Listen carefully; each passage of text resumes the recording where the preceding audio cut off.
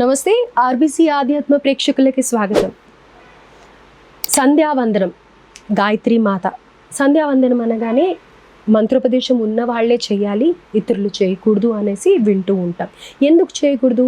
అసలు సంధ్యావందనం ఎలా పాటించాలి, ఎవరెవరు ఈ పారాయణం గాయత్రి మాత ఆశీర్వాదం అందుకోవాలి, విధి విధానాలు ఏంటి అనేవి గురుగారి మాటల్లో తెలుసుకుందాం. ప్రస్తుతం మనతో పాటు బనారస్ బాబు గారు ఉన్నారు.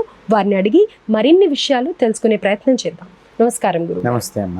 అయితే గాయత్రి మాత అనగానే సంధ్యావందనము లేకపోతే గాయత్రి మంత్రము ఉపదేశం ఉన్న వాళ్ళే చదువుకోవాలి అనేది, పారాయణం చెయ్యాలి అనేది వింటూ ఉంటాం ఎక్కువగా.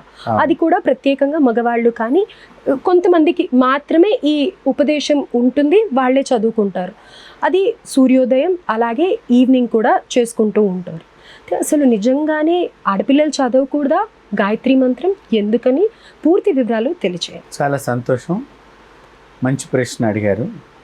సంధ్యావందనము అనేటువంటి దానికి వచ్చేసరికి ప్రతి ఒక్కరూ కూడా ఆచరించాలి అని శాస్త్రంలో ఉన్నది.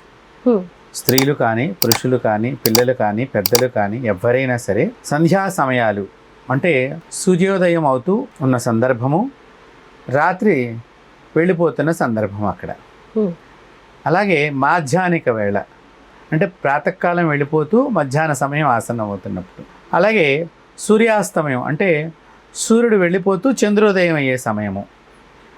ఇలాగా శాస్త్రంలో ముమ్మారు సంధ్యావందనం చెయ్యాలి అని మన పూర్వీకులైనటువంటి ఋషులు మనకు అందించినటువంటి సమాచారం. దీన్ని కాలంలో మార్పుల చేత వలన కానివ్వండి, అదేదో మనకు సంబంధం లేని విద్య అనుకుని కానివ్వండి, దాని మీద అనేకమైనటువంటి అపోహలు ఉండటం చేత కానివ్వండి, చాలామంది సంధ్యావందనాన్ని మానేశారు. అయితే దీనిలో ద్విజులు బాగా చేస్తున్నారు ఈ సంధ్యావందన కార్యక్రమాన్ని. కొంతమంది మిగతా వర్ణాల్లో వాళ్ళు కూడా, అంటే క్షత్రియులు కానీ వైశ్యులు కానీ కొంతమంది చేసేవాళ్ళు ఉన్నారు. అయితే సంధ్యావందనం అంటే ఏమిటి, ఏం చెయ్యాలి?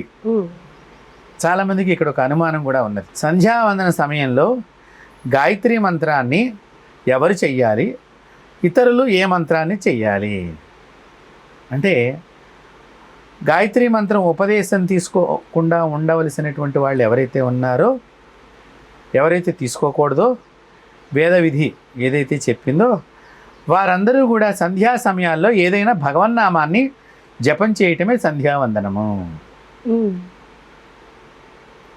ఏదో ఒక నామాన్ని జపం చేస్తూ కూర్చోవాలి. ఈ సంధ్యా సమయాలలో మనకి అనేక సమస్యలు ఉత్పన్నమవటానికి అవకాశం ఉన్నది. సో ఆ ఉత్పన్నమయ్యేటువంటి సమస్యల్ని నివారణ చేయటమే, భగవన్నామ ఆచరణ చేయటమే, దాన్నే సంధ్యావందనము అనేటువంటిది అందరికీ అర్థమయ్యే భాషగా నేను మీకు తెలియజేస్తున్నాను.